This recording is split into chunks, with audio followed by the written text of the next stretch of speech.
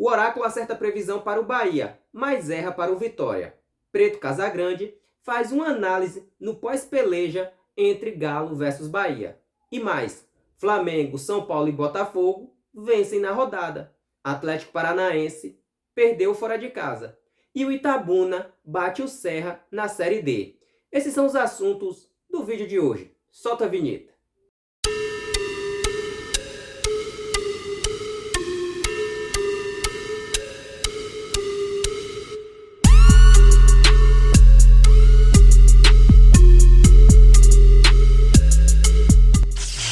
Olá a todos, eu sou Jabson e sejam bem-vindos ao canal 2 Toques. No vídeo de hoje vou comentar sobre os acertos do Oráculo e também da rodada do final de semana. Mas antes disso, eu peço a vocês a força na inscrição, nos likes, nos comentários e que vocês ajudem o canal a bater as metas assistindo o conteúdo até o final, beleza? Fala, torcedores! Vocês estão contentes do lado tricolor e tristes do lado rubro-negro. É que a situação é a seguinte de momento. Na parte de cima da tabela, o Bahia está na vice-liderança. Está sossegado ali. Está de boa. Já na parte de baixo, na parte da zona de rebaixamento, o Vitória está péssimo. Está passando o maior sufoco. Mas vamos lá. Vamos começar falando do oráculo para o rubro-negro baiano, que fez previsões, né? Foi revelado nas cartas, que o Vitória empataria a sua partida dentro de casa contra o Atlético Goianiense. Mas não foi esse o resultado do sábado, porque o Dragão venceu o Vitória por 2-0 dentro do Barradão. Os torcedores não esperavam esta derrota, porque era um duelo de 6 pontos. Quem vencesse poderia dar uma alavancada a mais ali naquela zona perigosa, naquela lama. E o Atlético Goianiense fez isso. Venceu o Leão da Barra por 2-0, complicando ainda mais a vida do Vitória, porque ambos estavam com os mesmos números de pontos até antes da rodada. Depois, o Dragão passou 3 pontos à frente do Vitória. Mas no jogo, o Dragão foi mais eficaz, atuando na casa do Leão, que teve ali 2 jogadores, 2 dos seus melhores atletas expulsos. PK e Dudu. Olha, PK não poderia ter feito aquela falta. Foi muito infantil a fazer uma falta daquela. Deixou o time prejudicado. Logo depois, Dudu fez outra falta e acabou sendo expulso. E aliás, Dudu não está jogando nada. Desde quando acabou o estadual, ele não está jogando mais nada. E assim, no pós-jogo, na coletiva de imprensa, Thiago Carpini foi indagado sobre o atleta. Acompanhe no vídeo. Foi o que eu disse anteriormente, é tentar encontrar o equilíbrio entre a cobrança e o excesso da cobrança para não tirar ainda mais a confiança. Eu acho que esse é um ponto. Tá no pacote também, eu sabia dessa dificuldade que nós teríamos. O ano passado eu vivi um cenário muito parecido, eu assumi o Juventude na 7ª rodada com 6 derrotas, se eu não me engano, e uma vitória, alguma coisa muito parecida com o que nós estamos vivendo hoje. Porque eu sei que cada história é uma história, mas eu encontrei também um ambiente muito assim fragilizado, e os atletas precisam acreditar, né, voltar a acreditar neles mesmos, e por outro lado eles não podem achar que isso está acontecendo é normal. A gente não pode aceitar da maneira que nós estamos aceitando o jogo ruim, o resultado ruim, tomar gol, não fazer gol, não está normal, não é normal. E ao mesmo tempo nós temos que ter um cuidado para não exceder isso e tirar a confiança dos atletas. Acho que é esse equilíbrio. E mediante essa situação a gente falar o mínimo possível e trabalhar, melhorar, evoluir, crescer e encontrar a melhor formação que vai competir da maneira que a gente quer que o Vitória compita nessa competição, até a gente ter aí talvez alguma possibilidade de reforços e gente nova, né, para não só elevar o nível técnico, mas a energia, o astral, que uma sequência tão ruim assim, tão longa desse jejum de vitórias, sem dúvida é difícil também para o atleta. Olha, Thiago Carpini foi muito inteligente a não expor o atleta, mas falou sobre o elenco, sobre o conjunto que não estão bem psicologicamente. O emocional deles estão abalados.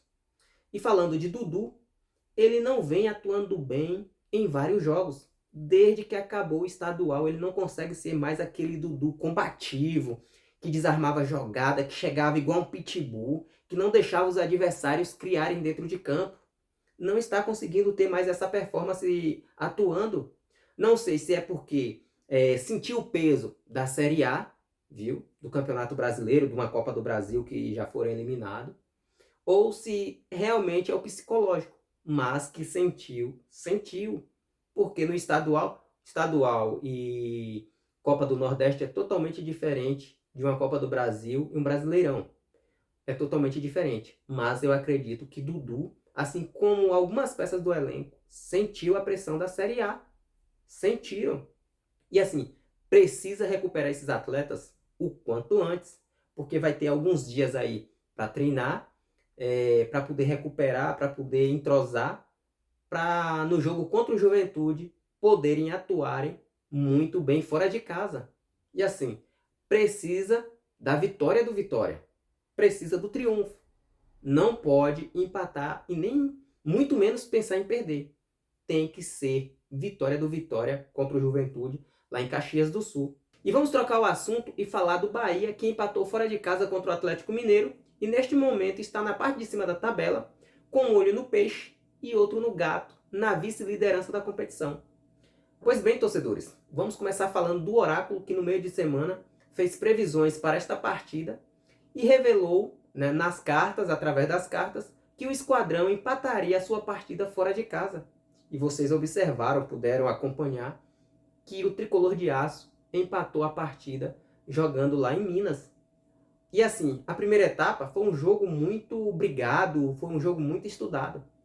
Já na segunda etapa, o Galo abriu o placar e ali no finalzinho, Rogério Ceni promoveu a entrada de Ademir, que foi lá e fez o gol do empate. O Fumacinha pôs fumaça no jogo e acabou marcando um bonito gol. Outra coisa, a velha máxima, a lei do ex. Ademir, que pertenceu aí ao Atlético Mineiro nas últimas temporadas, pôde agora fazer um gol contra o seu ex-clube. Empatou a partida, deixando o Esquadrão na vice-liderança do Campeonato Brasileiro. E nessa pegada, Preto Casagrande fez uma análise no pós-jogo para esta partida. Acompanhe no vídeo. Torcida do Bahia comemorando demais esse ponto importantíssimo que o tricolor baiano conquista lá jogando na Arena MRV contra o Galo Mineiro.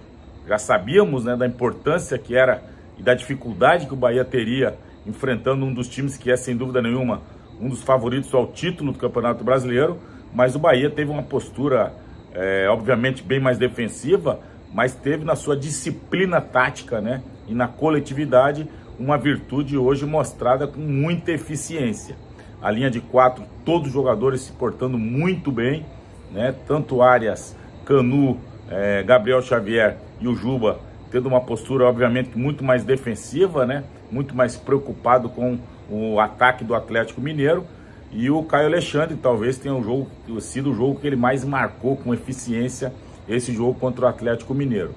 É claro, teve alguns lampejos, assim, algumas jogadas, principalmente nas bolas paradas do Hulk, mas foi um time muito bem marcado. Eu acho que o Bahia, como a gente tem salientado, melhorou muito nesse quesito na parte defensiva, de tomar pouco susto. Caio Alexandre hoje dando uma sustentação muito grande para essa linha de defesa, O Jean Lucas teve um pouco abaixo, mas é aquele jogador imprescindível, principalmente pela vontade que ele tem de vencer, na ocupação de espaço ali no meio campo. E os três jogadores do Atlético Mineiro, que formariam o meio campo, o Alan Franco, o Batalha e o Zaratio, também sempre marcados de perto, e nenhum jogador do Atlético conseguiu ter destaque no jogo, muito em função dessa marcação muito próxima que o Bahia teve. O Bahia foi um pouco diferente daquele Bahia, por exemplo, contra o Botafogo, onde teve mais posse de bola, onde conseguiu em algum momento envolver o adversário e criar algumas possibilidades. Primeiro tempo o Bahia teve uma chance só, que o Tassiano poderia ter um pouco mais de frieza, ter dominado o jogo e feito o gol. No segundo tempo, depois do gol do Hulk, o Bahia teve um chute do Jean Lucas, que passou por cima, e acho que foi basicamente isso. O Bahia teve muito muito pouca bola criada, muito pouca chance criada. Aí, como eu falei, o Jean Lucas teve uma possibilidade logo em seguida ao gol do Bahia, ao gol do Atlético Mineiro, e vieram as alterações do Bahia que mostraram, né, o quão é importante esse jogador Carlos de Pena mais uma vez.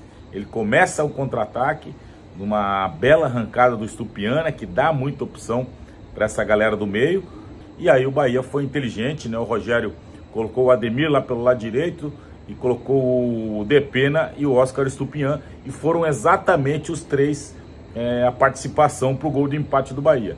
Primeiro uma visão do Carlos De Pena, né, a opção de jogo, e a gente sente falta, né, principalmente na profundidade, que o Oscar Estupian dá essa opção para o Carlos De Pena, ele rola para trás, e aí tudo que a gente quer do Ademir, né, essa participação efetiva no jogador que veio com esse propósito para o Bahia, de decidir jogos, de ser individualmente um jogador importante. E aí ele tem a lucidez, né, de só dominar, trazer para o meio e dar um chute indefensável para o Everson, um golaço do Sport Clube Bahia, golaço do Ademir, fazendo aquilo que nós, né, que cobramos muito essa participação do Ademir, porque já vimos ele fazer isso, principalmente no América Mineiro.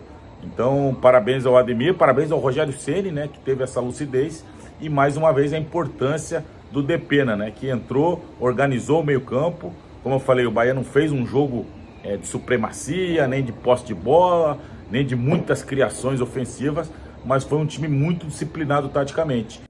Olha, torcedor, o Bahia só não é líder por conta dos saldos de gols. Só não é líder do Brasileirão por causa desse quesito.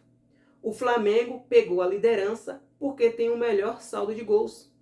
E por se falar nisso, a rodada do final de semana não foi interessante para o Tricolor de Aço.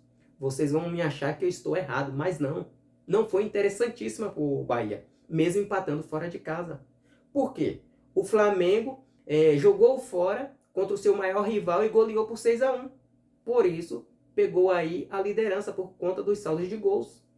Já os outros dois jogos que implicaram para o Bahia ali também foi São Paulo e Botafogo. O São Paulo fez um duelo ali contra o Cruzeiro de 6 pontos e acabou vencendo a partida no Morumbi. O melhor resultado para este jogo seria o empate, mas acabou dando o Tricolor paulista. Já o Botafogo fez o duelo contra o Corinthians e acabou vencendo pelo placar mínimo. Outro resultado que seria interessante era o empate ou então a derrota do Botafogo, porque ambos estão ali fungando no cangote do Bahia com um ponto de diferença. A rodada só ficou favorável ao Esquadrão no jogo do Fortaleza contra o Atlético Paranaense, que aconteceu no Ceará. O Fortaleza venceu pelo placar mínimo. O Atlético Paranaense, que antes de começar a rodada era líder por causa do quesito saldos de gols, passou para a 4ª posição neste momento. Então, só foi favorável ao Esquadrão o jogo do Atlético Paranaense. E assim, é bom ficar com um olho no peixe e o outro no gato. Até a próxima rodada. Quem sabe o Flamengo não perca e o Tricolor de Aço não vença. E para fechar os assuntos deste vídeo, o Itabuna, que tem uma parceria com o Rubro Negro Baiano, venceu a equipe do Serra do Espírito Santo por 3-1. Acompanhe os gols. Na ultrapassagem aqui ele percebe o André Macena. Faz o toque pelo meio. Vem chegando o Serra, o cruzamento sai na entrada da área, trava a chance do gol! Gol!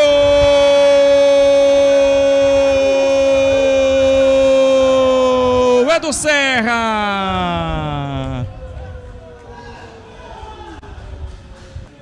A jogada ensaiada, rápida, vem levantamento para a área, Robert saiu, toque de cabeça! Gol!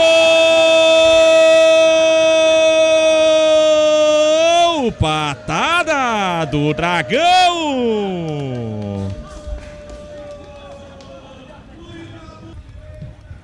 A batida sai, a cabeçada pro gol!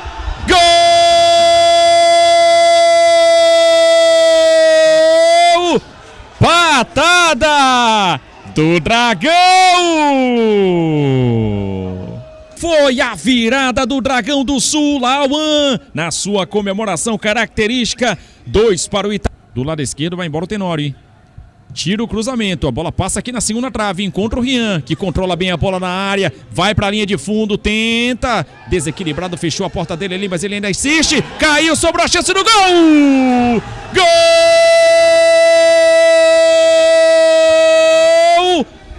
Patada do Dragão! O nome dele é Lauan, camisa número 9.